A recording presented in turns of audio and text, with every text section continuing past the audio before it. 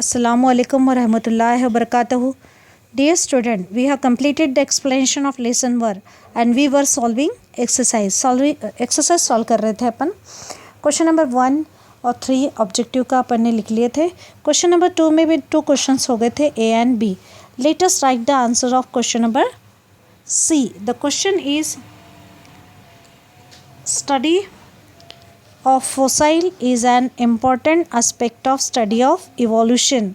Study of fossil is an important aspect of study of evolution. इसका answer आपको page number text book page number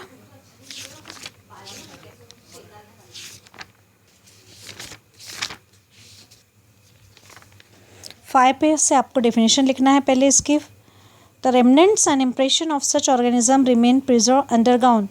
They are called as fossil. पहले fossil की definition लिखिए. फिर उसके बाद carbon consumption of animal and plant stop after the death, and since then only the decaying process of C14 occur continuously. In case of dead bodies of plants and animal, instead of remaining constant, the ratio between C14 and C12 changes continuously.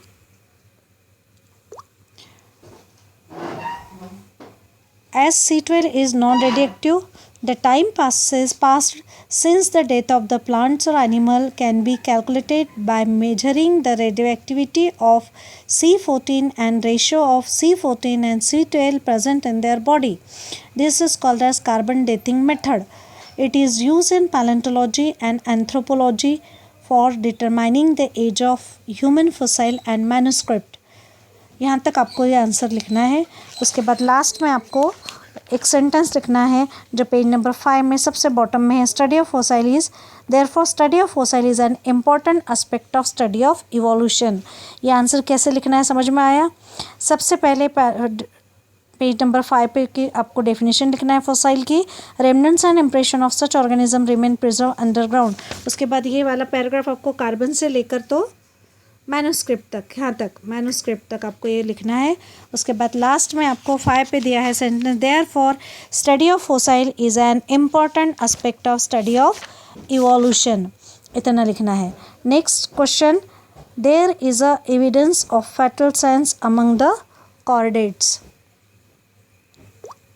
इसका answer है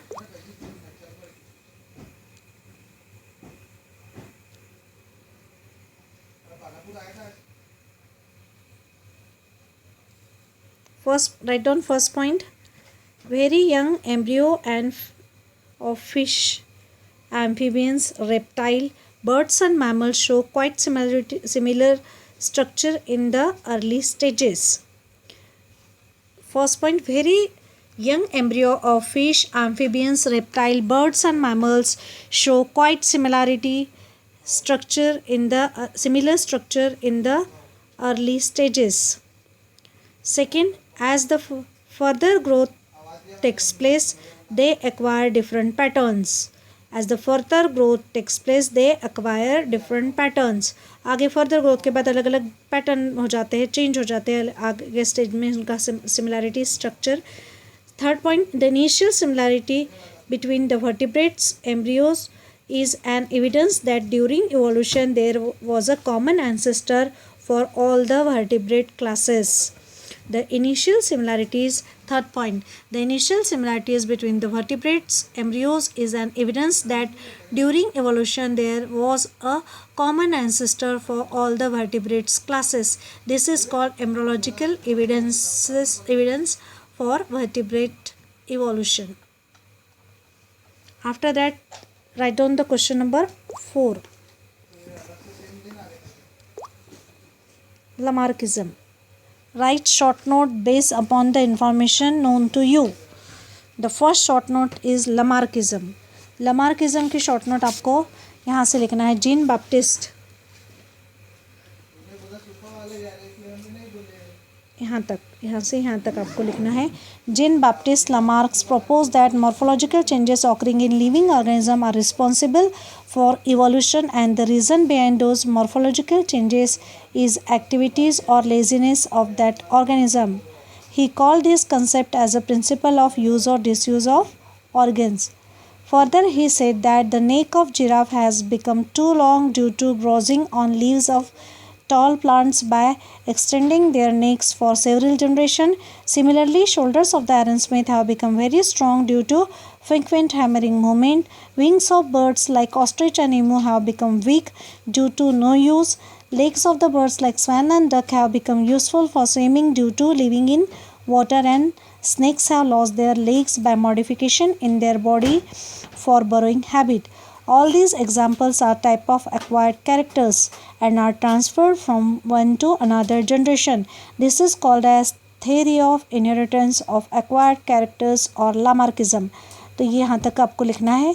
अगर आपको यहाँ पर ये answer लेंदी लग रहा है तो यहाँ जो एग्जाम्पल दिए हैं उसमें से कोई एक दो एग्जाम्पल, एरन स्मिथ का एग्जाम्पल दिया है, जिराफ के नेक का एग्जाम्पल दिया है, विंग्स ऑफ बर्ड्स ऑस्ट्रिच और इमू के विंग्स का दिया है, यहाँ पे लेग्स ऑफ बर्ड्स और स्वैन और डक के लेग्स का एग्जाम्पल दिया है, स्नेक का दिया है। तो कोई एक दो एग्जाम्पल्स आप यहाँ से कम कर सकते हैं अगर आपको ये आंसर लेंदी लग रहा है। आपको फेयर नोटबुक में ये आंसर्स लिख के रखना है और आपको नोटबुक जब भी आप आएंगे तब आपको चेक करवाना है। Next, embryology.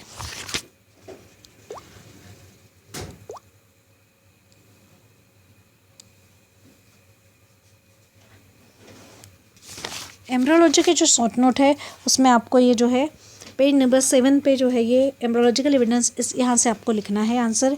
ये वाला पूरा पैराग्राफ आपको उसमें लिखना है।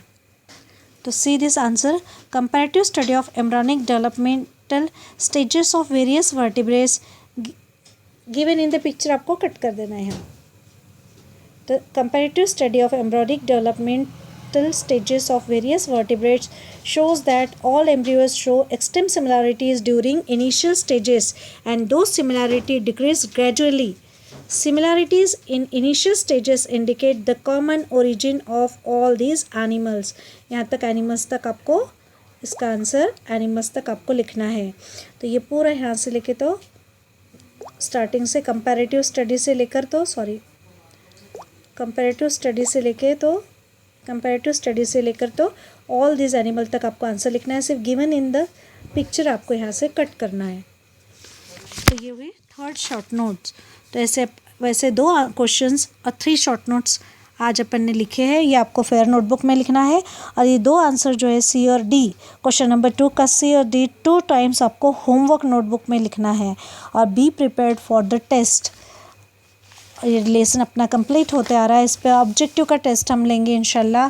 तो be prepared, learn this lesson and write down this 2 question number 2 C and D twice in your homework notebook and complete your writing work.